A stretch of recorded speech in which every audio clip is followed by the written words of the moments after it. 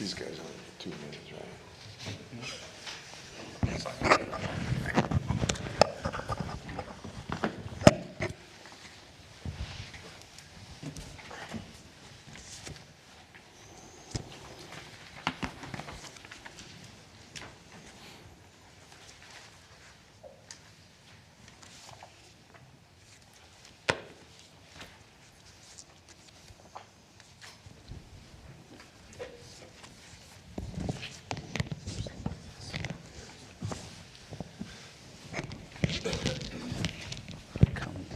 Come armed.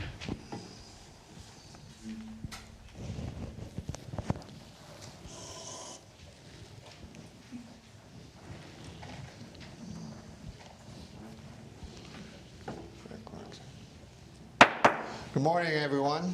Welcome to the June 19th regular session of the Charlotte County Airport Authority. With that, I'd like to call the meeting to order, and we'll start off with the invocation. Please, Commissioner TJ, please.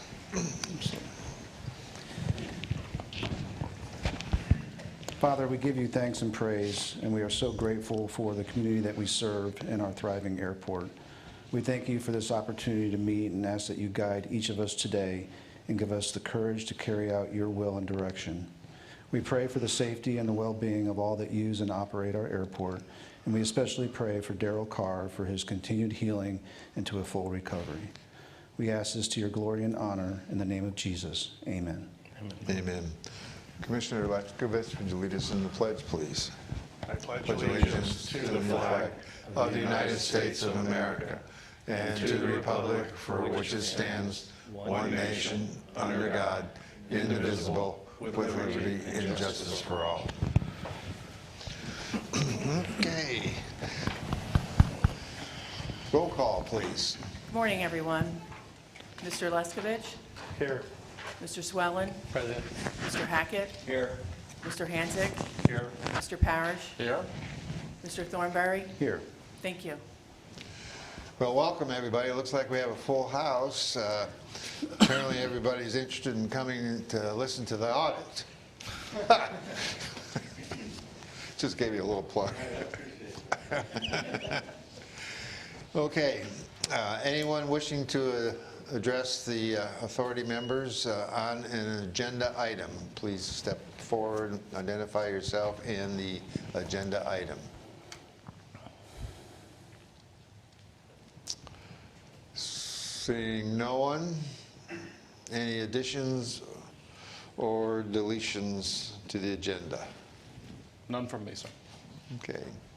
Employee recognition. Kaylee? Good morning, commissioners. Can you all hear me? Okay. Yes. Morning. I have two staff members that I'd like to introduce you today. First, we have Casey Magliozzi. Excuse me. She's worked for the Airport Authority since February 2023.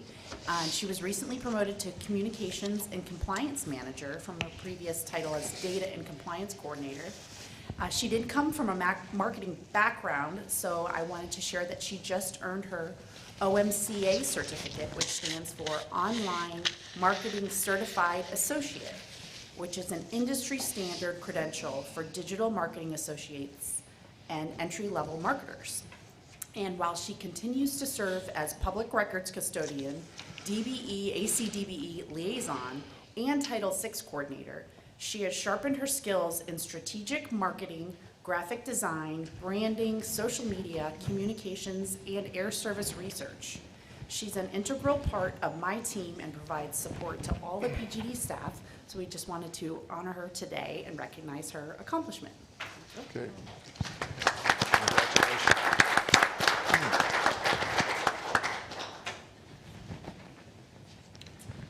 All right, next I'd like to introduce a new member to my team, Miss Susie Smith, if you can come up.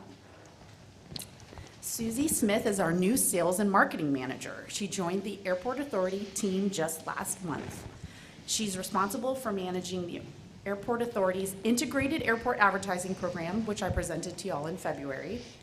She's already started developing PGD's integrated strategy to include the new terminal expansion areas, the rental car center, which is going to open soon, the air center, and other airport properties and mediums. Susie has lived in Charlotte County for 25 years, has a great background with local businesses and marketing and communications, and she's already started talking with businesses about partnership opportunities. And once we have our initial media kit developed, we'll start including more details and updates in the monthly report and come back to you all with more updates as well. So we just want to welcome Susie to the team and make sure you have a name and a face to associate when she's out in the community talking with local businesses. Welcome, Susie. Welcome.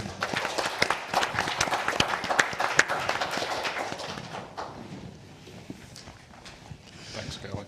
Thank you, Kelly. I mean, Kaylee, sorry. Consent agenda.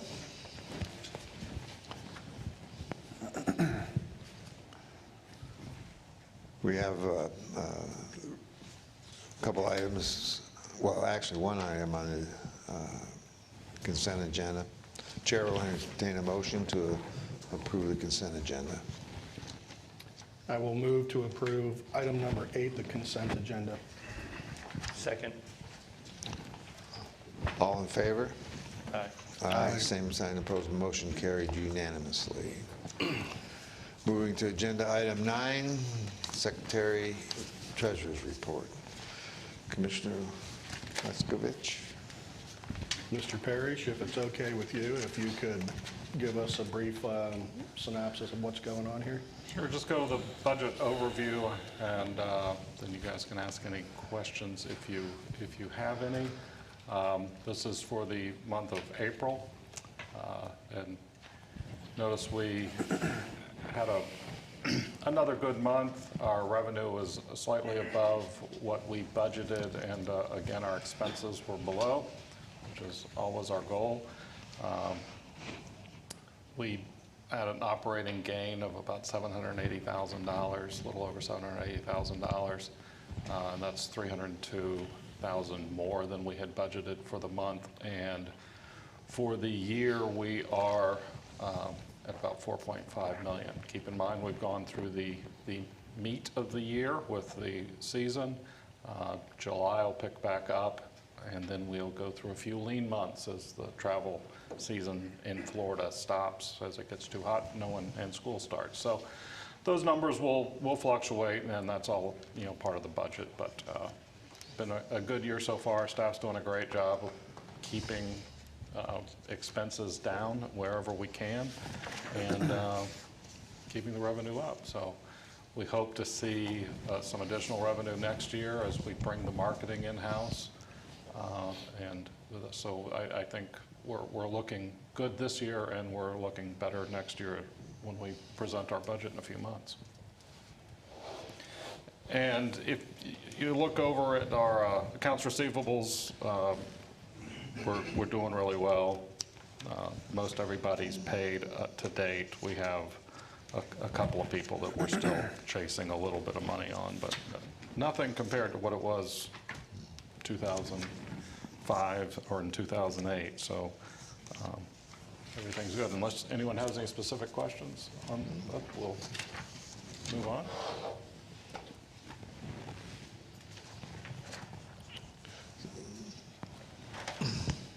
Anything else, Steve? You okay? Okay, moving on. Liaison reports. I'll start off with my conversations with City Councilman Polk, who's their liaison to us, and there are no issues or items that need to be of concern to the Airport Authority as it relates to the city of Punta Gorda. Board of County Commissioners, Sean, please. I have nothing to report. MPO, Mr. Thornberry. Sure, thank you. Our last meeting, there was, as far as pertinent to the airport, there was a discussion about one of the long-range projections to have a connector between 17 and basically the Jones Loop area, brought the main connector through the ranchettes. Specifically, it was labeled Acorn Boulevard. There was, I would say, ample citizen pushback. We're talking about something that's potentially 25 years plus in the making.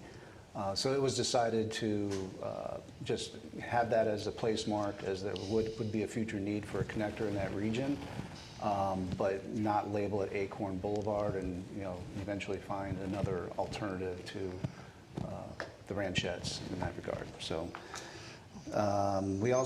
there was a discussion, one of the commissioners brought up the idea of, and I was curious as to your input on a roundabout at Airport and Piper Road.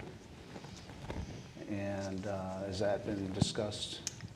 We have discussed it internally. I haven't heard anything from the DOT or from the county on that. I would hope that our next master plan, we're going to have to look at how the exit from the terminal connects to the existing airport road, and there's some thoughts about moving it to connect directly into the old airport road. There needs to be some coordination. That is the county built it, but it's on our property, so I'd like to have some coordination with them before they make any decisions. Yeah, absolutely, and I'll keep you guys posted on any developments in that regard. Of course, if there's a need, it makes it flow better, and I'm also thinking there's an opportunity to put something aesthetically pleasing in the middle of it. Drive by the office on your way out. There you go. Other than that, there's a workshop, there's a series of workshops planned for the long-range transportation plan, public input. Anybody that has, something on their mind that in the next 25 years plus. July 16th and 17th, the 17th is at the event center here in Punta Gorda. I'll plan to attend that one. And as far as the EDP goes, I don't believe there was a meeting since our last meeting on that, so I have nothing to report. Okay, thank you. Mrs. Coppola is not here this morning, but I will take this opportunity under community to mention two things. Those of you that are here, after this meeting, there's going to be a workshop on rates and charges, which affects basically our aviation community and, the associated activities around the airport, and that's an open public session. It's a workshop. There'll be no decisions really made. Also, I'd like to mention that about 3 months ago, as a part of keeping transparency and keeping the rumor mill down, the airport staff started a thing called Tenant Talk, and it meets every third Monday of the month at 10 o'clock in the GA building. And this gives an opportunity for all the tenants on, any and all tenants on the airport to come in and provide their input on their concerns on what's going on in the airport, and it gives the airport an opportunity to provide correct information out to the tenants. And the staff brings in the appropriate staff member that's in charge of whatever the subject might be, and also the tower chief is invited to come, and he shows up because there are questions about our air traffic and capabilities and capacity of the airport. So it's turned out, I went to the last one, and it worked out really good, and it provides good information and factual information, which helps decrease the rumor mill and the various subjects that get twisted. But anyway, it's a good program, and I think it's an offshoot. Years ago, even before my time, I used to have a tenant association, and so this is kind of the updated revival of that thought. Well, with that, Steve, we'll go on to the school board. Just anything? a question on that tenant talk. Are we seeing good response from the tenants? Oh, yeah, I think there was, maybe 40 people there last Monday? Actually, the first one 3 months ago, we had about 65, 70 tenants show up for that. It was during season, so we expected a little bit more traffic during that period. It's gone down to about 30 or 40 now, but still well attended. A lot of good questions come up regarding all kinds of construction activities, our inspection processes, leases, things like that, that I think it's really helped kind of, like Mr. Hansick said, calm down the rumor mill a little bit, so Good. it's Okay. been good. Nothing remarkable from the school board. However, this Saturday at the Cooper Street, kind of going back to the community segment, this Saturday at the Cooper Street Recreation Center, they're having the Juneteenth celebration, which is open to the public, as well as then next week for the 4th of July. We've got everything going on in Lashley Park and Fisherman's Village as well. Okay. Attorney's report. Thank you, Okay. Mr. Chairman. I don't have anything to report. That's good. Well, that's good. So we're going to buy cheap this week. That's right. Okay, all right. Moving on, item 12 on the agenda, CEO report, development update, Mr. Parrish. Mr. White? Good morning, Commissioners. Development staying busy out on the airport, as you can see. We're trying to close out a lot of projects, starting planning to move in on some projects, and also some projects coming out of ground. So I'll get through this. If there's any questions, please stop me, ask me on anything. Our Air Center apron expansion, which is on the GA ramp, we're about 90% complete with drawings right now. We have a final review meeting scheduled for next week before we put that out to bid. Our new FBO hangar, we received some pricing back from our design builder. It's still not as low as we hoped it would be. I'm still working with him, seeing if there's anything else we can get to get that under where I think it needs to be. So we're still working through that. Golf Course Boulevard Challenger, right now that one's on hold. We have been discussing more funding for that with the DOT and the FAA. We're trying to get that included in some FAA funding. Originally it was not. We had a meeting last week and we're trying to put that back on their radar to see if we can get some more funding for that. Our master drainage plan update is almost complete. We're in permitting right now, figuring out some final touches to close that out. Included in that is also the pond fill on the south side of the airport that we're currently permitting now, and that's also on the agenda today. Our perimeter road, south perimeter road, that's currently out to bid. That is due, I think, in 2 weeks. Once we get those bids in, we'll get those applications into the FAA to submit for final funding. Our new ARF truck is in production. Ray actually spoke with them last week at the AAAE. It was moved up the line due to some issues with the other trucks they were having. So we're hoping to see that around October if all goes as planned. Our inline baggage system, which is on the south side of the terminal. If y'all haven't been in there in a while, it has changed a lot. A lot of the systems are in right now. We're working with TSA to get our equipment installed next month. We had to move that a couple weeks, and just the coordination with TSA and the training and everything that goes involved in that. But we're still hoping for a end of the year on completing that and getting it turned over. The maintenance and operations facility is now CO'd. We are now operating that. We're going to go out there after this. Everything's going great in there. We're all moved out of the old maintenance facility, so that will be coming down soon. Question on the maintenance. Yes, sir. We're going to tear down the old one? Yes, we are. Before anyone wants to lease it. Yeah. I do not. And knowing you, you'd probably want to lease it. Actually, there's 2 people that have inquired, and I have told staff not to let me do that. Yeah, don't. If you were to walk in there now, it's not really leasable. But It wasn't usable. It wasn't usable when it was usable. yes. Are we going to put something else there, or What's that? are we going to rebuild there? Or? That area is set aside for some airside expansion. We've been dealing with Allegiant. They're looking at putting a 40,000 square foot maintenance, stores, basically consolidating all of their buildings into one. They would build it, they would fund it, just lease the land from us. That would take from the ramp all the way to where the current rental car wash is. So that's part of our master planning right now. We're looking at moving that facility to closer to where the cars are, so they don't have to do as much driving on the airport.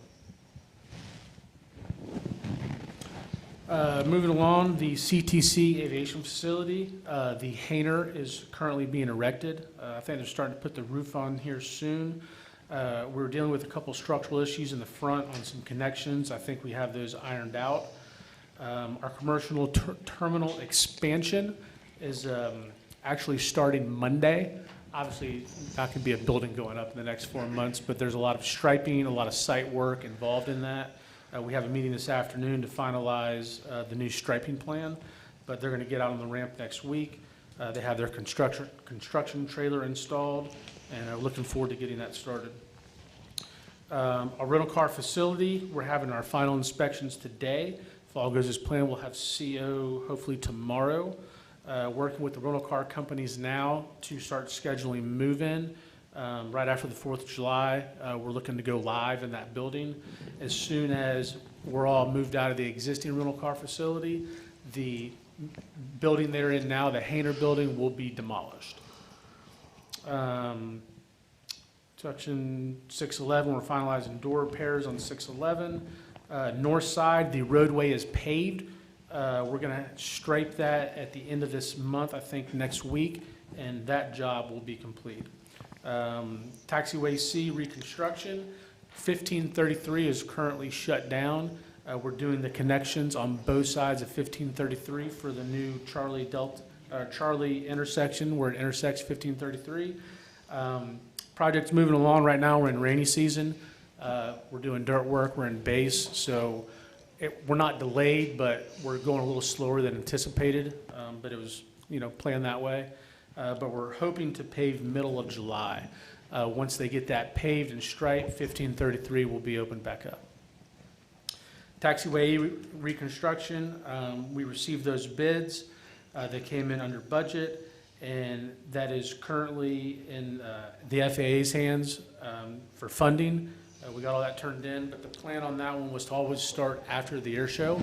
We're going to complete Taxiway Charlie before the air show. Nothing will be going on out there, and after start Taxiway Alpha immediately following. Building 97 replacement, which was approved last meeting. We have our pre-construction meeting set for next week. That follows Building 101, which is right across the street. That's where Air Trek is moving into temporarily. That building, we have final inspections today being called in. And once we're CO'd tomorrow or early next week, we will immediately start moving Air Trek over, and Air Trek building will be demolished, and we'll start the construction of that. GSE maintenance building on the south side of the airport, that is complete. We received certificate of occupancy 2 weeks ago, waiting on some punch list items to be complete, and then they will move into there and take down the makeshift operation we have on the south ramp. There's also in the development report, I try to update pictures, if y'all see those, pictures of each project if y'all like to see. And any questions, or if anyone ever wants to go out and do a tour on site, show you the projects, I'll be more than welcome to show you. Okay, thank you. Before we go on, Ms. Miller, I apologize for Councilwoman Polk is here. Okay, moving on. Okay, Kaylee, marketing report. Good morning again. You have a copy of the marketing report in front of you, which has a good summary of communications, social media, and marketing over the past month in May. Couple things I just wanted to bring up. First, Sun Country is returning December through April this year again, which is great. They're serving the Minneapolis route from PGD. And this is a good opportunity because Allegiant is not competing with that same route again this year, so it gives us a good opportunity to get the word out, specifically about Sun Country being here. So we'll be sharing more on social media and doing more advertising locally as well as in that market. So if there's anything you can share in the future, just keep your eyes out for that. We want to make sure our local residents know that Sun Country is here and serving that route during that season, and hopefully they'll extend it longer next year as well in the future. They also, Kaylee and I met with them in Indianapolis, and if bookings are good, they have the aircraft capability to extend it even this year. So we're hoping that they see good bookings without the competition, and they can extend that route this year for a few more weeks. Thank you, James. The other thing is the rental car center, when it is open and everyone's moved in and settled, we will schedule a ribbon cutting probably with the local chambers and invite community members out as well as everyone. And that's a great opportunity because that's going to be a good advertising venue and a great place that hopefully we'll have food trucks there in the future as well. And it's going to be a great new addition to the airport. So we'll keep you apprised of when we set up a date for that, hopefully in August. Do y'all have any questions? Thank you. Seeing none, we'll move on to our aviation report. Mr. LaRoe. Good morning, Commissioners. Once again, we had another great month in May, up on operations total, about the same as we've been averaging for every month through the year so far. So that's looking good. Passenger count was way up, 19% over the same month previous year, and year-to-date, we're up 24.5% over the same period previous year. So doing really well with both operations and passenger counts. With the operations comes more fuel. Fuel was way up again. Avgas sold off the truck, about 3,000 gallons increase over last year. Avgas self-serve was up about 1,000 gallons. Again, that's mostly flight school traffic, which is, again, going into our operations. If you look at the first pie chart, we're at about 50-50 local traffic and GA. Jet A gallons was the only column that was down. We've seen that trend ongoing throughout the year this year. That's one of our biggest users on the field isn't taking as much fuel right now, so they haven't been flying as much. That's impacted our total gallons for Jet A sold. And then airline gallons pumped with the additional traffic with the airline. We saw a major increase there, an additional 166,000 gallons pumped over the same period last year. So things are looking really good as far as operations goes, and our team's doing a great job keeping up with the growth. So thank you. One thing I'd like to mention is the people who weren't on the board when we did our last master plan. Runway 1533 is not eligible for federal funding. The only reason we got federal funding the last time was because we had to shut down 422 for such a long period of time to rebuild it. With our operations going up, we're now at the point where we need to be a 2-runway airport. So I know there's some angst out there about the increased operations, but I think the next master plan is going to show 1533 as an eligible runway, which means the $15 million that costs to rehab that runway every 20 years will now be covered by FAA grants. So there are good things that come with increased operations. And what's that threshold? So a single runway can handle 200,000 operations. Now, that's theoretical, not practical, but I think we're going to be at the point where they would say it's eligible. So it's based on? It's based on operations and it's based on wind coverage. We don't need it for wind coverage, but I think we do need it for But operations. you'll see it on forecasted growth. Yeah. If they agree with our forecasts. Yeah. It all depends on that. Okay. Any other questions? Hearing none. Any old business? No old business, sir. Any board members got old business? Hearing none, we'll move on to new business. And everybody's excited for this one. Mr. Tuscan, please. Mr. Tuscan has to do 2 more of these today, so he's going to sneak out as soon as he's Ray, done. are you going to start the 2-minute clock on him or what? Yes, sir. 3 minutes.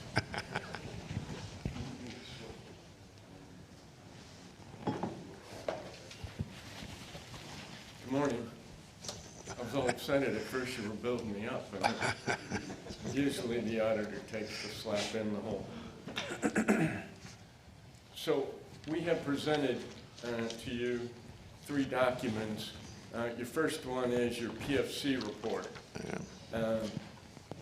You're required to be audited annually on your PFC use and receipt. So let me just explain that that is a specific audit report that is required. It doesn't necessarily follow generally accepted accounting principles, so it's required to be reported on cash basis. So what makes it difficult, if you're trying to tie these numbers into the audit, they're on a different basis. One's cash basis and one's accrual. So one has receivables and payables, which is the big audit report. But just let me step back and explain. I know we have a couple new board members, so I just want to make sure you understand our requirement here. The airport authority is considered, under Florida statutory law, a special district, and you have to be audited annually. You have a 9/30 year end, September 30, and the report has to be submitted to the Auditor General in the State Department of Banking and Finance by June 30. And so we're here timely, and upon your consideration of approval today, we will work with staff and submit those reports. So it's a kind of a process to submit. Some of the departments want paper copies, some of them want paper and electronic. And then there's a whole, what they call state annual report, which is about a 12-page electronic input sheet that summarizes the audit, which we've prepared and is ready to be submitted. And on that one, our office and your office has to be online at the same time and certify it and submit it, which again has to be done by June 30. And the reason for that is the state puts out a lot of statistics for the year, and that's how they gather the data. All the governments in the state input their data according to the state chart of accounts, and at the end of the year, the state consolidates all that and is able to produce statistics.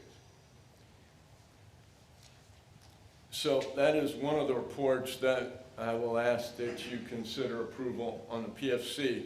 In summary, last year, September 30, 24, you collected cash basis about 4.6 million in PFCs and spent about 1.2. PFC expenditures are highly regulated. Your staff applies for approval. Approval it comes out in a format called application, and it's very limited on what you can spend that money for. So as we go through the graphs, I'll show you your cash, and staff has brought it up here. I'll show you how much of this money is actually PFCs. Let me stop you there for a Yes, minute. Since we have people that watch this, believe it or not, I think it's important to I explain. thought it's pretty dang exciting. The PFC stands for Passenger Facility Charge. It's part of an overall financial thought process that users pay, and so every time you buy an airline ticket, there's, in our case, it's a $4, and correct me if I'm wrong, it's a $4.50 per ticket charge per airport that you go through. So if you leave from here, you'll pay $4.50 be charged on your ticket, and if you transfer to at another airport where you can be considered an employment, you'd pay another $4.50, the maximum of 2 PFCs per ticket. But that's where it comes from. But you don't pay the second if you're just, that's your final destination? No. Only if you're Just on the way back. It's on the way back. That detail, that was a nice summary. That detail, if you want to make a note, is on page 6 of this PFC report. You'll see that over time you've been able to increase that, and it also lists out those applications, so it gives you a bit of a detail there.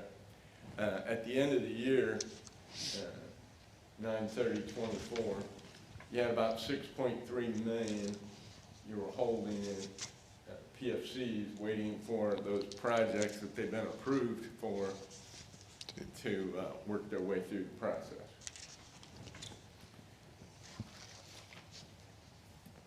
So in addition to the PFC audit, you have to be financially audited, which is required by state statute.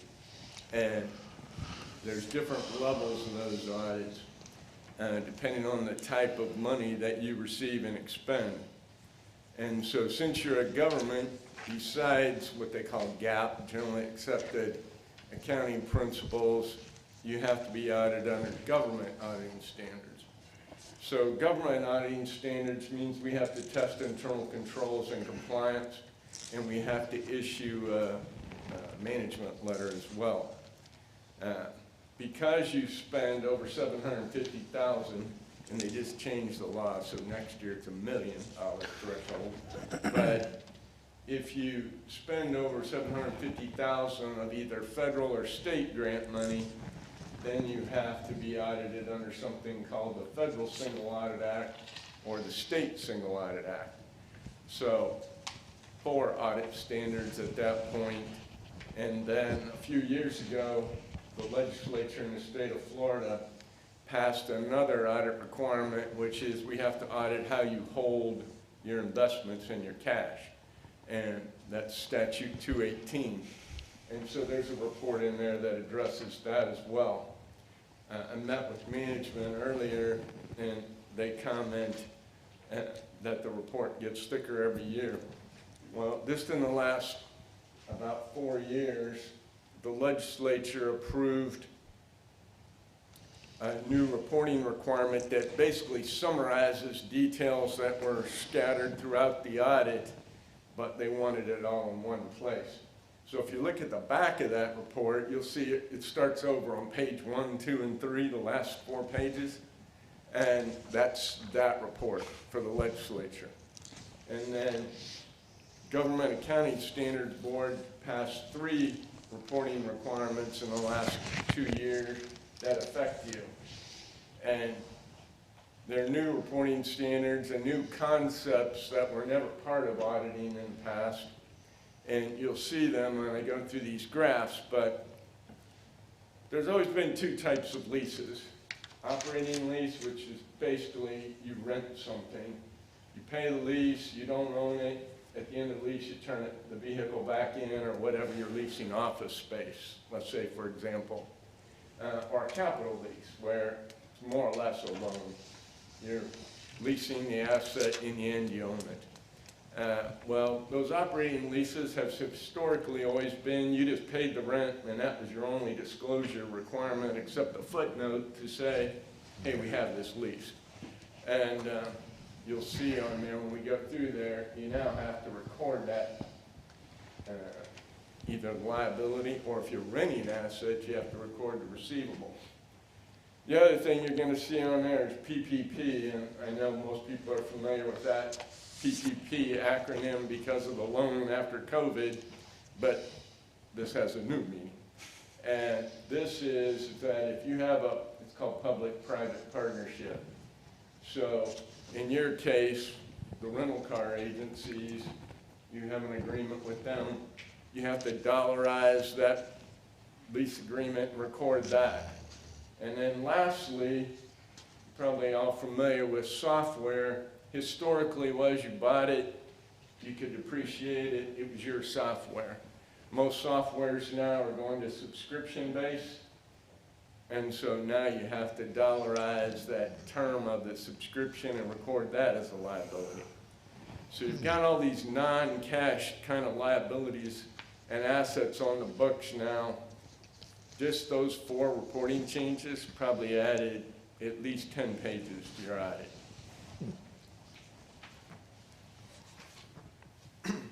So at the end of the year, you end the year with a net income now. In accounting terms, that's called revenue over expenditures in government accounting terms, but net income, you had $26 million last year. At the end of the year, you ended with cash, and you'll see it on that first graph, of over $46 million. The last 3 years have been pretty consistent as far as cash goes. And so I'm going to make a comment about that later on. But of that cash, about $6.3 million is your PFC and money that you're holding, basically restricted money that you're holding because you have to use it in compliance with those approved applications. Now, you did a whole session here about talking to other agencies or other groups. And I just wanted to remind you, in the audit, right after the auditor's opinion, is a section called Management's Discussion and Analysis. It's written in layman terms. The airport puts a lot of time and puts other statistical information into it. It's basically a pullout. It's one of the sections of the audit you're actually allowed to take out of the audit and use kind of as a handout. And so it has to compare this year versus last. So if you're ever out talking to the public, or if the public wants a nice summary of what happened to the finances this year or activities this year versus last, it's in there, Roman numeral pages 1 through 27. It's right after the auditor's opinion in the front of the audit report. It's a really nice summary. And staff at the airport's done a lot of work and put a lot of effort into additional information, not just financial. 27-page summary. 27-page summary. But it does have colored pictures. There's copies in the back if anybody would like those.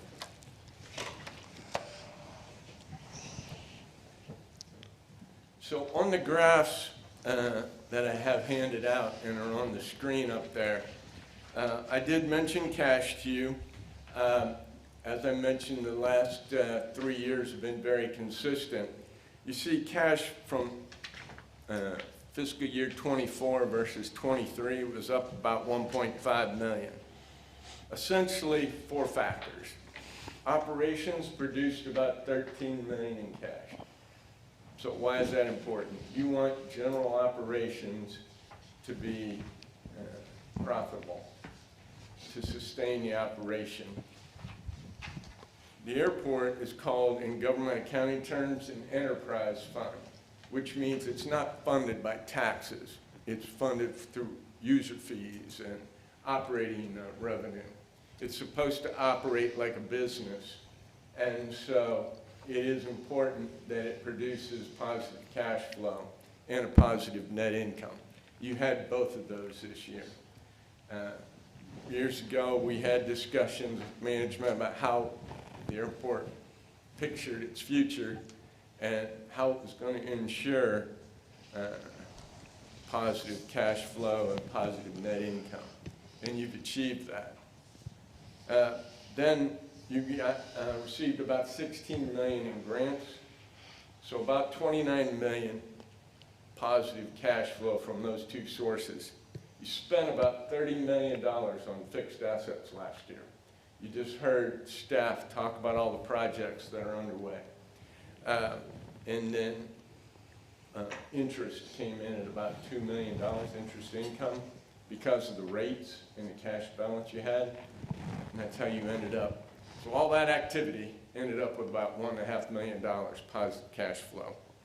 If you look down towards the middle bottom of this graph, those are the line items I discussed, those lease receivables and those public-private partnerships. If you flip to the next page,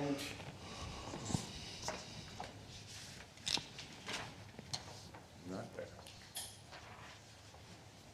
These are your capital assets, and as you can see, those first 2 items on the right, those were your additions last year.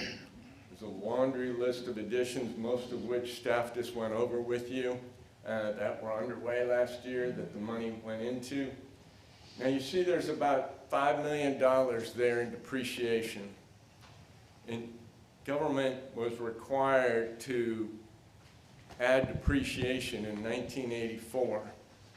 Historically, depreciation has been a tax kind of entry. But in your case, it's there to remind the public and the board that these assets are depreciating. So if you combine all the different things you've heard today, Mr. Parrish talked about the runways and your infrastructure, so to speak, potentially being replaced through grants. So the airport's been very fortunate over time to acquire and use their grants properly. A huge part of that is that they're in compliance with those grant agreements. They use the money for what it's supposed to be, and they continue to be able to get and comply with all the terms of the grants and continue to be able to acquire new grants. But a lot of these assets on the airport, you need to understand that you're going to be responsible for maintenance and updating. And so I'll show you later in the audit report that you have set aside some money for that. One of the recommendations that we have, it's not a written recommendation because it's not fault, it's something we're recommending, is that the undesignated reserves you have, and I'll show you that number, we're recommending that the board work with management and assign those reserves to a project or a purpose. So you've done it informally. You've talked throughout the years. We read it in the minutes. We see other documents that the staff has that they intend to use the money for in different projects. But in an audit report, when it's not assigned by the board, it basically is reflected as undesignated. And undesignated essentially in government accounting terms means no formal plan for the money, and you really do. And so we recommend you look at that, consider it, and assign it. It can be reassigned, allocated, reallocated, changed, unassigned at any public board meeting. Are you saying, excuse me, go ahead. No, please. Just a simple question. Are you saying you're recommending that the board should look at, quote, using earmarking some of those funds for replacement of depreciated items? Right.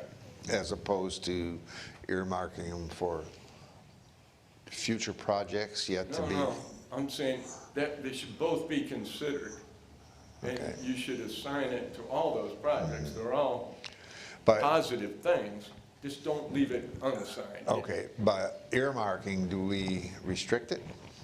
It's called assigned.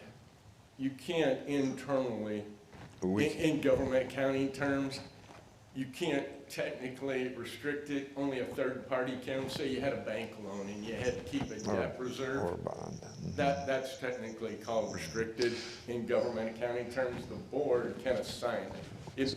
It functions the same, it's just different accounting terms. So you assign it, management suggests potentially how to do it, and then you can unassign it, reassign it, whatever, at any public board meeting. It just gives a better picture that you have a plan for these reserves. I mean, Jeff, we have that internally, it's just not a formalized Right. assignment. Right, and we've seen those documents. And that's why I'm saying that you should really, if you just take that next step, then it flows through the audit, and essentially this is your formal document. And we would look at that through our budgeting process. Or at any public meeting. So it could be independent then, okay. So Steve. how much do we have undesignated right now? It's, if you look in your audit report, page 44,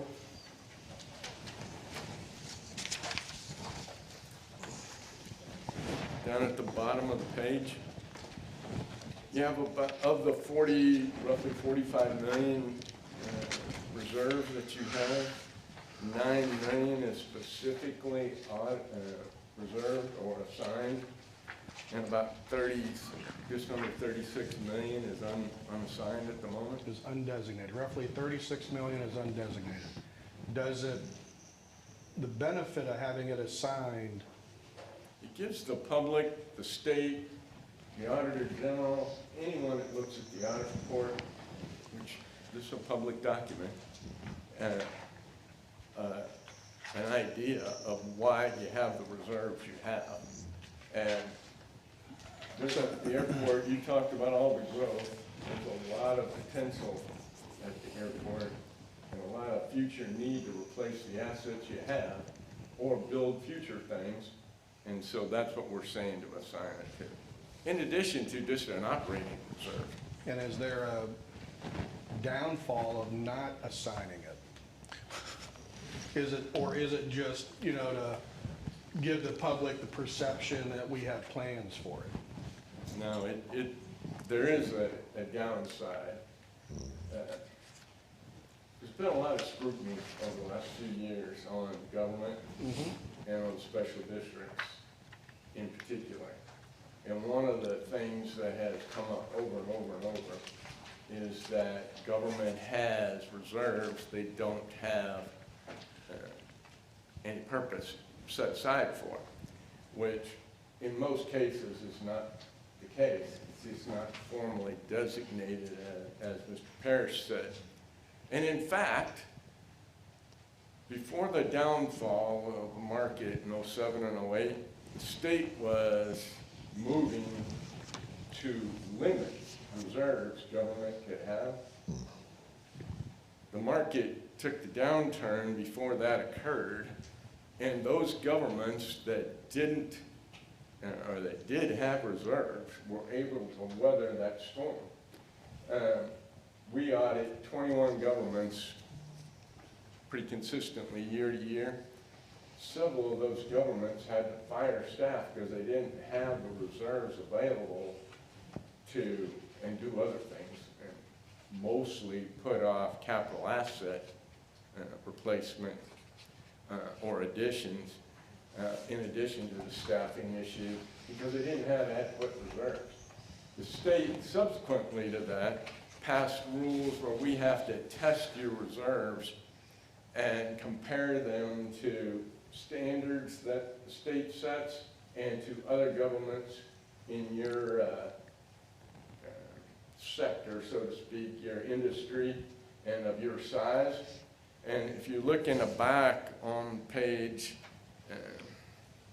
69 or 70, you'll see in there that we have to test whether you're in a financial emergency or a deteriorating financial condition.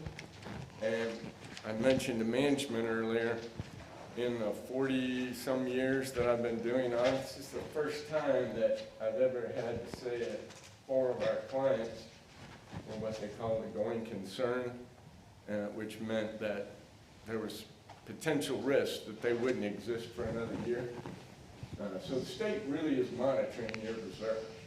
And so while too low is bad, too high, if you don't show the true intent of having those, can put you in the spotlight as well. And so I'm saying that it behooves you to put your informal plans into a formal mode and to show them why you have those reserves. The state just passed legislation where they can come in on their own and look at and audit your books. Does this help negate their ability to say, hey, you just have this money sitting there? Yes. So we can earmark it for whatever purpose, for runway, taxiway, whatever. But we could always move it out if we end up needing it at a different period of time. Right. Okay. Right, and you may say that you need to put it into, let's say, the next terminal expansion.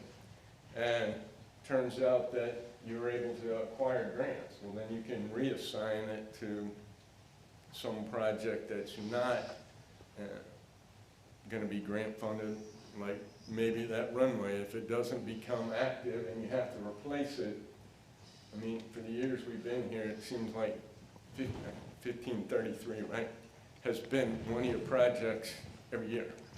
It seems like. Because my only concern is that if we assign it, that we then have the ability to reassign it. Yes, sir. Without having to amend, an ordinance or a resolution or Right. whatever else it is that we have to do. Right, no, any public meeting. Okay, all right, thank you. I also think it offers protection to the staff and to the board from any criticism that we've got a fishing camp in the Bahamas that we're funding, illegal expenditures. It takes that criticism, I think, away from it. When people start looking at the books, you got $46 million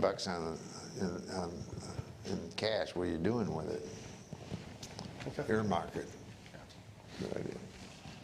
And with the cost of the projects you have to do up at the size of the airport now, these projects are just unbelievably expensive. So while it looks like a big number, in addition to those numbers that you have here, you don't have a real operating reserve set up. And one of those things should be that.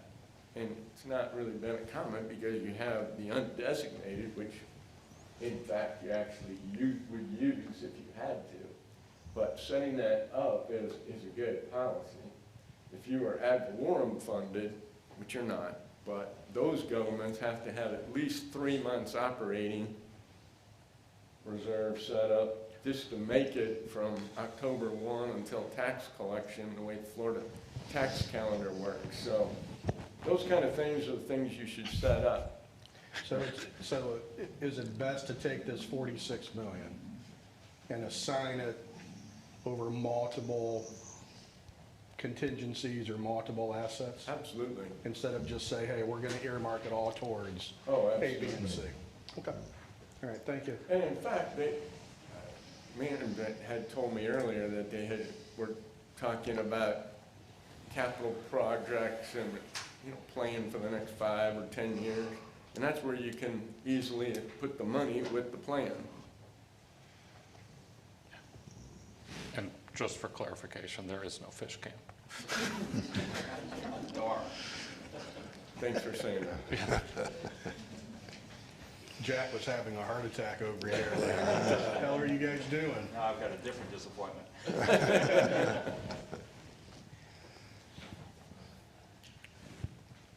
Your liabilities, only significant difference on the liabilities this year, accounts payable and accrued expenses, was most of that liability increase was due to the construction projects that come in at the billing that goes, your work gets done in September, doesn't get billed till October. So those get recorded as payables. On this next graph, these talk about the long-term liabilities. At the end of '24, you were no long-term liability. You were basically debt-free. I did want to explain, just to make sure you understood those other numbers up there that are shown as liabilities. Compensated absences, what that means in government is that employees have accrued time off, and according to your policy, would be paid at termination. And so that gets recorded as a liability. That's what compensated absences are. Net pension liability, the airport is part of the state retirement system. The Auditor General audits it, and they hire an actuary that allocates the liability for the whole plan among all the participating governments. This came into being about 15 years ago. Prior to that, you didn't have to record that liability. But you probably remember when the market downturned, there were many government pension plans that got into real financial difficulty. The ones that made the headlines were the state of Illinois, California, and Indiana were heavily invested in stock that basically became worthless, and pension plans were in tough shape. And so they passed a rule that you had to then start recording that liability. And so historically, we'd come out here and do this work in January, and then we basically wait for the Auditor General to finish doing the audit, the actuary to allocate that liability. We have to take that data then, put it into a software, determine that liability. And so that's part of the reason why the audit is here June. And then that last one, the OPEB liability, along with the pension liability, this rule came into being 1 year later. And because the state plan, retirement plan, allows retirees to buy insurance, or requires retirees to have the ability to buy insurance until they become Medicare eligible. You have to hire an actuary every year, and this occurs through the county, because the county, your liability is a subset of the county's. And so they hire that actuary, and they have to do a calculation on how much your future liability is to allow those retirees to buy insurance, even if you don't pay any part of it. And so that's what that is. So we end up having to wait on those two different reports after we do the work on site. Jack, do we have to fund the net pension liability? We've already paid it. Yeah, It's already. There's no way to fund it. Yeah. They wouldn't accept it anyways, because every year their investments up or down changes the liability. This year, FRS's rate of return was about 10%, and during COVID, it was a massive negative. The year after that, it was a massive positive, and so your liability shoots up and down, and it would be a huge risk for the state to allow all the participating governments to pay off their determined liability, and then they were solely responsible. So your only responsibility cash-wise is to pay the monthly contributions when you do payroll. The state, the legislature, adjusts the contribution rates every year, and for the past however long I can't remember, they basically go up every year. And so your liability is paid essentially annually as you make your contributions, and then they reallocate and redetermine that based on the rate of return on their investments, the number of participants.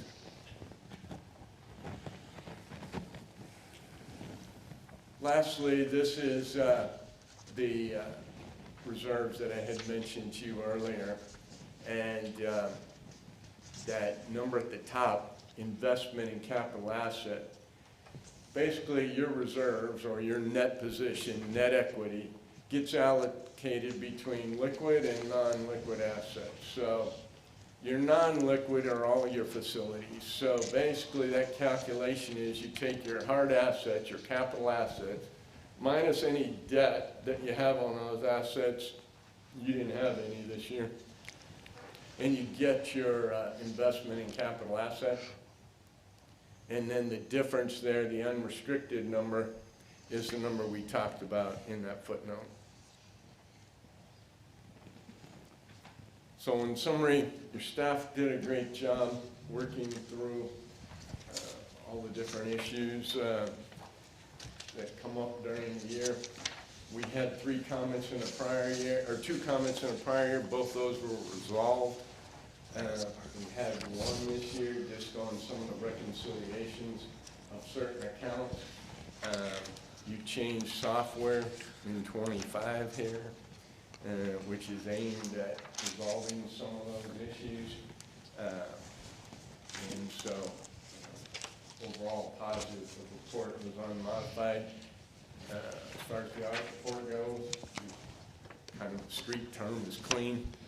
And on the different internal control and compliance reports we had to issue, we found no material weaknesses in internal control or non-compliance.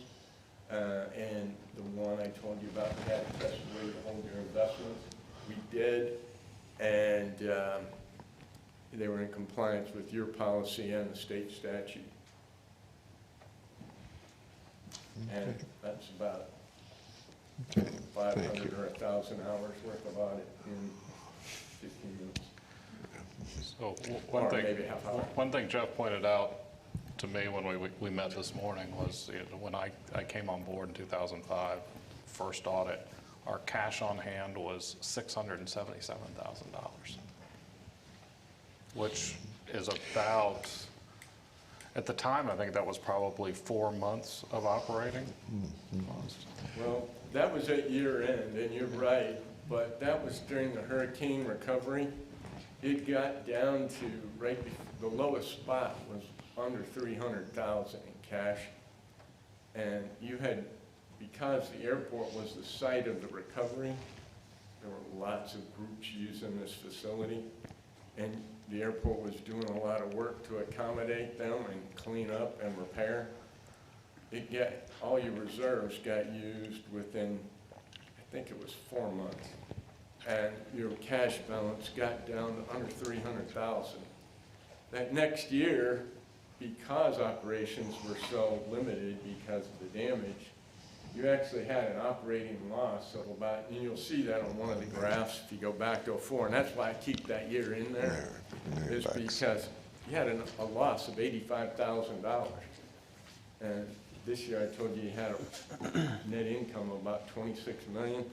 I mean, the airport has massively turned around, changed and grown since those days. Okay, thank you, Jeff. Do we need to have a motion to accept and approve? Yes. Both reports, the PFC and the audit.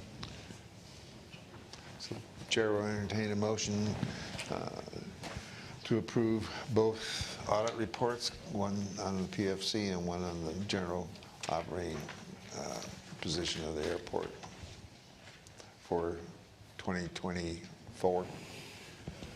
I will move to approve item 14A, approving the PFC report as well as the general report as well. Second. Any further discussion? Hearing none, all in favor? Aye. Motion carried unanimous. Thank you. There's about 5 letters that the board needs to sign that basically say you're accepting the audit. And I think Chad has them all. Chad has them here. And so after your meeting, if you would sign those, they can PDF them down to us. Yeah, we're going to take about a 10-minute break between After this the- meeting, and then you guys can sign all of that. Okay, thank you. And again, I apologize for having to step out, but I appreciate it. You guys have a good meeting. So you're going to start the next audit tomorrow, right? Basically. We actually have Probably already one more started. to finish that has to go to the board next Wednesday, so that'll be my life for the next week. But I have to do 2 more presentations like this today. Well, good luck to you. Thank you. Thank you. Okay, moving on to new business. Item B, contract renewal for our CEO, Mr. Parrish. I won't go into a long dissertation of how we got there, but basically there was a negotiating process between Mr. Parrish and myself after we went through a number of dissertations on various format of the contracts, which were developed from industry standards, in as much as the old contract was a 2016 contract. We came to an agreement, and with all the details in there, then Mr. Parrish presented, because of the Sunshine Law, presented each contract individually to each board member so they could discuss it among themselves. So the final document has developed through this process, is now before the board to consider extending Mr. Parrish's employment contract for a period of 5 years. Mr. Chair, I'll move to approve the contract as presented. Second. Any discussions? Now, I just have a comment. I find it interesting now that Jeff gave his presentation, how great the airport's done in the last 20 years. And then we come up and say, let's renew your contract. Well, I had to meet with Jeff this morning to see if I was going to pull my contract. And with that, I'll ask for the vote. All in favor? Oh, excuse me, individual roll call by name and recorded as such. We need 4 board members to approve. Including yourself. Yes. Okay. Stephen Leskovich, I vote yes. Mr. Swellen? Sean Swillen, I vote yes. Mr. Rob Hansick? Hansick, I vote yes. Thornberry? Aye. Yeah. Yes. Okay, thank you. A follow-on comment after we've obviously approved it unanimously of those present. And what Steve just said, I had the staff go back and do some research over improvements, basically capital improvements and expenditures that have been done over the last 10 years, since 2015, through our commitment through 2025. And it totals out to be $226 million. That's a lot of money for this size airport. 226 million bucks. We've been, and you know, that money just doesn't fall out of the sky. You got to work for it to get it. It was, you know, we do this every month, so we see the numbers, but putting it all together and summing 10 years worth of construction. I was talking to Todd Rebo last night at a meeting where we both spoke on local development, and even he was shocked at that number. It's a lot of investment in the local community. Yeah. A lot of jobs. Proud of what staff's been able to do. I will tell you, we've grown from about 24 employees when I started to 130 now, and it's a lot of work running an airport. An airport our size, if you go to Sarasota, they have 90 people in their maintenance department, where we have 7. So we require a lot, and we ask a lot, and hopefully we can reward our employees too. So The last economic impact study was done, what year? 2022 is 1.7 billion annually. When would we be? FDOT Due does for that another about one. every 4 years, so they're probably going to be pushing out another one next year. Be interesting to see what that comes up with. We went up from 1.12 to 1.7 billion over the last, from 19 to 22. That's awesome. Okay, moving on, Mr. Maintenance and Operations. So we're looking at some options. You know, we usually enclose our maintenance and operations or maintenance facility with a chain link fence required by the FAA. That chain link fence blows down every time we have a storm because we slat it so that it's people can't see in, because operations maintenance facilities aren't necessarily the prettiest things. So we've been looking at some options to try and put more permanent walls around the airport facilities, not necessarily the airfield, but around facilities. And the precast concrete wall is one of the options we're looking at. We'd like to put one around the maintenance facility. We bid it out, or put it out to 4 different companies. It'd be an 8-foot wall, about 1,000 feet, would encompass the, what you'll see this afternoon or this morning, if we can get out there before afternoon. At the M&O facility, the chain link fence will be replaced with this fence, and we're hoping it'll be aesthetically pleasing as well as storm-proof. Can we put a couple flowers around it for TJ as well? Just paint it, make it a nice coat of paint. It'll be painted. It'll be painted. What do we call it? PGD beige. PGD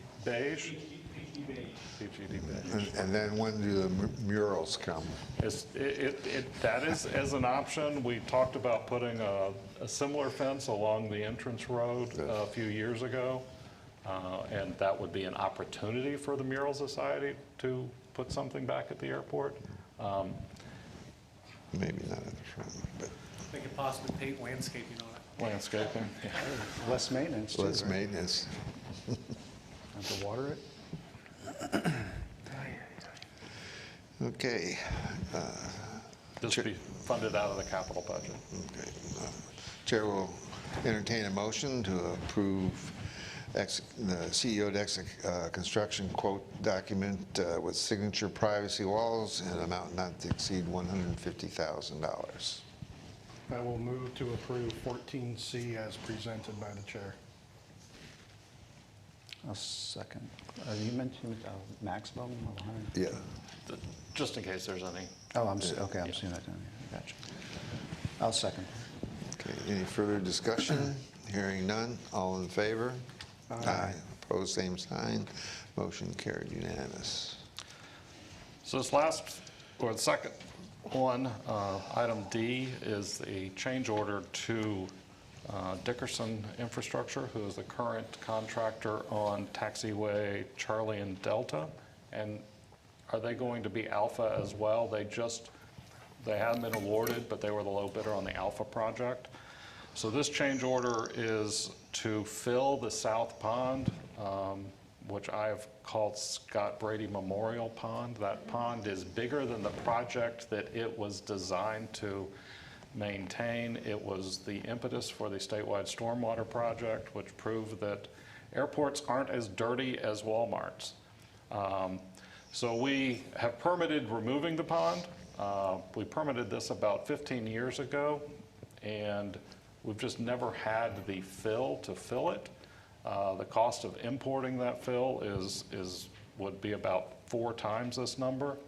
We now have generated this fill from the Charlie Delta project, and we will generate some more from the Alpha project. So we'd like to get them under contract to fill it with the dirt that's sitting out there. Also, we have some dirt down at the maintenance facility. Well, I'm pointing the wrong direction. Across the street that's been stockpiled, and we'd just like to get that all consolidated and put into this location. This also opens up that for development, which is the reason we could just push dirt into the pond, but we'll be excavating muck, we'll be dewatering. That's why it's such a large number, even though we own the fill. The opportunity costs are tremendous, and that's why I think it's a good idea that we push forward with this. Like I said, we permitted this years ago, and we just never could afford the work to be done, so. For those of you who don't know where it is, this is the pond that adjacent to the Experimental Aircraft Association Behind building. EAA, it's next to the old maintenance facility. For those who were here years ago, we had a fishing tournament in there, which I did not win. Well, you got to know how to fish. Yes. That is our fish camp. Yeah, there we go. For erosion control, are we going to sod it, or are we going to seed it? It'll be seeded. And hopefully that is the area that I was just talking about Allegiant building their facility on. So this is in our master plan as being filled and redeveloped. So it's just something we need to move forward on right now with the opportunity that we have to use our own fill. And this comes out of our reserves. This will be coming out of reserves, be capitalized under the project C&D and Alpha. Okay, the chair will entertain a motion to fill the south pond via change order. Item 14D on the agenda. I'll move to approve as presented. Second. Any further discussion? Hearing none, all in favor? Aye. Next agenda item, fuel farm tank replacement. So I wish I wasn't bringing this to you. About 10 years ago, we converted J1, which is the first tank in our fuel farm, from an avgas tank to a jet tank. Shortly after that happened, we had a vent failure, and the tank collapsed, imploded a little. And we had it inspected at that time, and it was deemed safe to put back into service, even though it had a big dent in it. So we've been using it for about 10 years since that happened, maybe even longer. And the other day, when we were pumping out of it, the vents are fine, everything's fine. The tank collapsed even more. We drained it completely, had a certified tank inspector go inside, and some of the welds have failed. It's just time to take that tank out of service and replace it. So we've gone out and gotten prices. We're not completed with our pricing, but we have we're confident we can get it done for $250,000. That's complete, a single wall, 20,000 gallon tank to replace the one we have and tying it into our system. We may also do some pump upgrades at the same time while we're in there. We do have some older pumps. Right now, we're taking about 8 loads a day On a slow day. on a slow day. And our pumps are old and slow. We've replaced 1 or 2, but we'd like to replace another so we can pump out of the trucks faster and then, This will be the last pump upgrade as well, if we can get it done at the same time. This is above ground, correct? they're above ground. So we have 9 tanks? 10 tanks now? God, we had 3 when I got here. All of these are the 3 originals. They're single wall in the secondary containment facility. Our new ones are double wall. So this would just be a replacement of the existing tank. Mr. Chair, I'll move to approve 14E as presented. Second. Any further discussion? Hearing none, all in favor? Aye. Opposed, same sign, motion carried unanimously. Moving on, this is a new one for me, water management system. All right, this is E on, it's E again, but it's really F. So part of our master drainage plan is to, 1, fill that pond that we just approved, and 2, to do some modifications to the Nordell pond to meet the new permit requirements. So currently, if we build something on the airport, non-air side, we have to have an 1/8 of an inch pre-treatment pond. This will get rid of all of those, but we'll have to add some gabions to the outfall of the Nordell pond, maybe to, and we call it the Nordell pond, it's the big pond on I-75, and maybe to the other pond on Piper, between Piper and Golf Course. This would be the design for those. So it's a follow-on to the master drainage plan. And then we would put that design out to bid. Obviously, they designed the filling of the pond and permitted that for us. And I told them I'd pay them if they got a permit, so. It hasn't been bid out yet? So this is just the design cost, Just the design, okay. yes. Is the real estate available to do it? Yes, we own it. Yeah, I know, but we've got enough around it to, Yeah, so really, it is literally taking our outfall now and filtering the water through crushed concrete. These are gabion, a gabion is a wire mesh basket full of rocks. It's like a crab trap. Yeah, it's a big crab trap full of rocks. And so phosphorus is the big pollutant right now that we're worried about coming off of the site. And the interaction of used crushed concrete strips the phosphorus, and then that cleans the water. So that's preventing us from having to do the 1/8 of an inch, preventing us from having to collect all of our vegetative waste. One of the options is for us to bag all our grass, which is insane, but Scott's not here, so Mike's here. Mike will tell you, I think it's insane. And then weigh it, and then take it to the dump. So I think this is a good solution. It's a non, it doesn't require any work beyond installing them. basically it's a big filter system. Big filter system at the end. So right now, when we bought Nordell, which is the big pond on I-75, the idea was to convert that to the master drainage pond of the airport. If you were here prior to that, we had 7 individual ponds. And so I was tasked with making Nordell the main pond, and this is the last master drainage plan I did at the airport before coming to work for you guys. And we did that as well as the other pond on Henry Street. That pond was never connected with the addition of the air center and the new ramp. We connected that pond, so that completes the master drainage system at the airport, and that will allow us to fill in all the other ponds that you currently see, and all the 1/8 of an inch ponds that are bird attractants and other things that, you know, we really don't want at the airport. So if you guys approve this, EG Solutions will work on the the design of those systems that are currently being permitted through the master drainage plan. Do you have a time period of when then, or how long it may take them to do this? We should have the master drainage plan completed within the next few months. It's submitted, and we're working out some issues, and then they will finish this, and we'll put it out to bid probably this next fiscal year.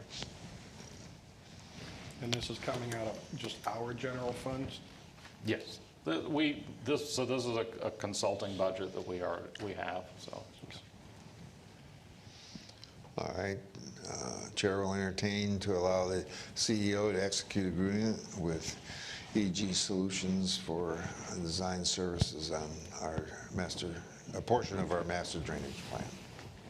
I will move to approve item, F. what is it, 14F. It's 14F, F. unfortunately. 14F, Yeah. to allow the CEO to sign a contract with EG Solutions in the amount of $87,280,000. Second? No, this is, isn't it- $87,280. That's correct. is that correct? Yes. Okay. And on F, It's the same thing. It got out of order. order. We added one, and the yellow sheet didn't get Get it updated. updated. So this is E on that sheet, but it's really F. F. 14E2. E2. There you go. So F is now E2. Yes. Okay. So you want to go into that one? Well, we need It's the same thing, same thing. we need a vote on this one. On the vote on 87 too. Yes. Okay. All in favor? Aye. Aye. Motion carried. All right. On the next one, Yeah, which is the F I'm looking at. F you're looking at, which is G on the board, but F on our yellow sheet.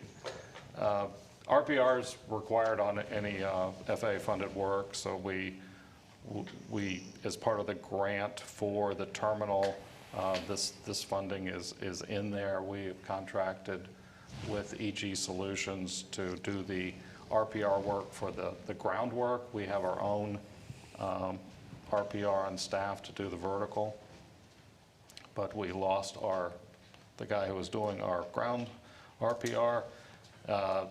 EG is currently doing the RPR work on the C&D project, and they'll probably continue on the Alpha project. This is 90%, well, this will be grant funded out of the FAA grants and PFCs. You said 90% funded by grant money? That, I don't have the exact number, it's generally, Give or FAA grants are 90%, but because this is funded through multiple FAA pots, I can't tell you the exact. It'll be funded by grants and PFCs. Okay. So what is the interaction and role between our in-house and this RPR? So the RPR is basically he is our representative on the site.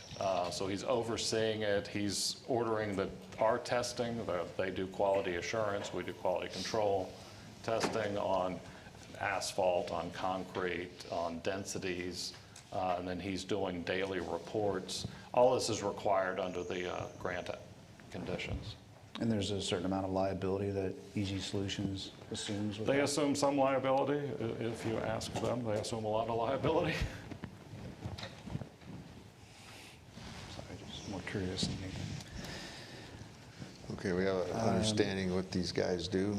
They're basically an inspector we hire.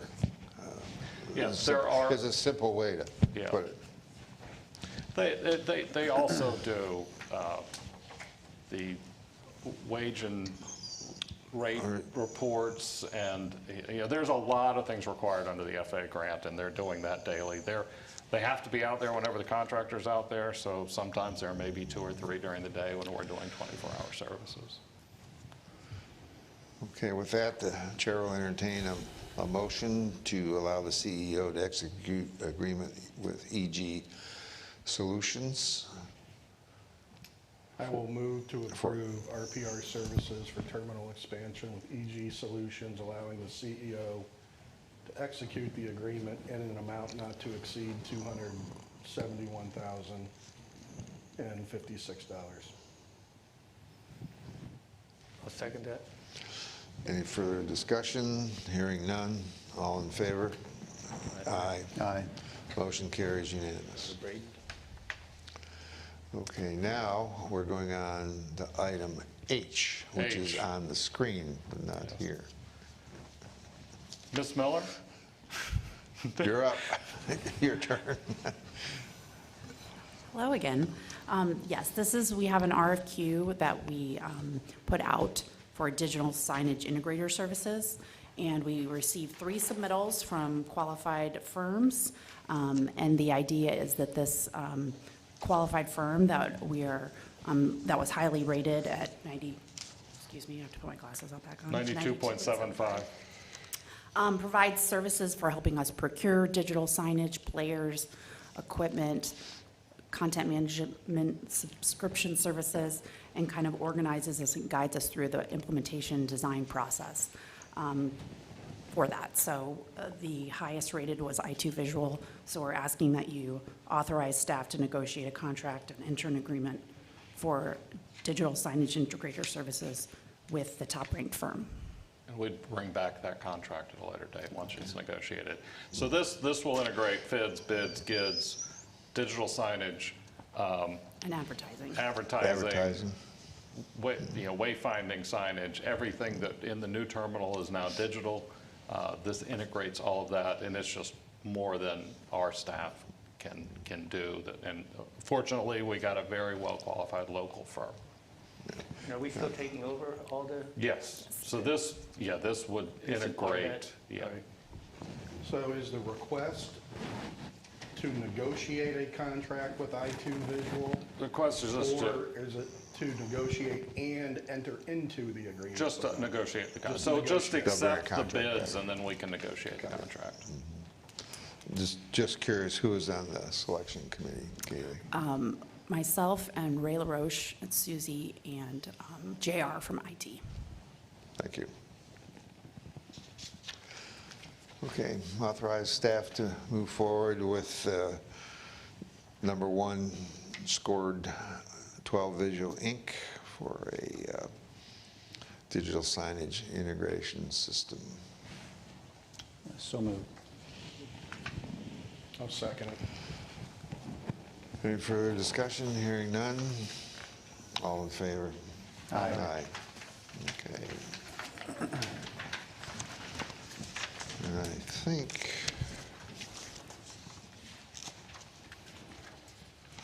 I think we're at the end. Other than any public comments? Anybody wish to address the board on anything that's transpired or about something new? Seeing no one approach, we'll go to commissioners' comments. See, if you want to start. Casey and Susie, congratulations to you guys. And I know you've been here, I think, 2 years, Casey, so congrats on that. Susie, welcome aboard. We're looking forward to both of you guys proceeding and growing with the organization, so thank you. Outside of that, I have no other comments right now. Ditto, same thing. Just the audit and, keeping our executive director and, it's a testament to the commission before us, and I'm just grateful for them and our staff and the position we're in, because every time I come to a meeting or talk anything about airport, it's all positive. So grateful for that. Thank you. It's interesting that if you look back at the early history of this airport and where it is today, and what's all happening out here, handling a couple million people a year in and out, and all the projects going in. Airports are complex places. They're like little cities. So with that, I'll adjourn the meeting and to a 10-minute recess, then we'll reconvene and go into a workshop. Thank you all for coming. You're all welcome to stay.